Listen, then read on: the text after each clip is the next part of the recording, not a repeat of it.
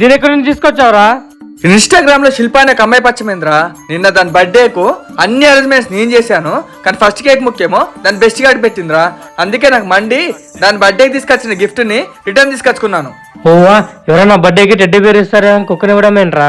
దీనికి దానికి పెద్ద తేడా లేదురా, కనీసం ఇదైనా విశ్వాసంగా ఉంటది. అది విశ్వాసం లేని కుక్క. సర్లే గానీ ఇప్పుడు దీన్ని ఎక్కడ ఉంచుతావరా? ఇంకెక్కడా? నీ దగ్గరే. హే, నా దగ్గర, నీ దగ్గర పెట్టుకోవచ్చు కదరా? రేయ్, మా అమ్మకి డబ్బు లేని మనుషులన్నా కుక్కలన్నా నచ్చవని నీకు తెలుసు కదా, అందుకే ఇది నీ దగ్గరే ఉండాలి. తీసుకో.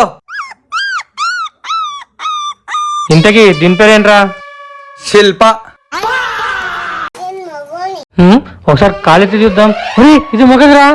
సరేరా, అయితే దానికి శిల్ప అని పేరు కాకుండా నీ పేరు పెడతాను, రిషి అని. ఇప్పుడు ఓకేనా?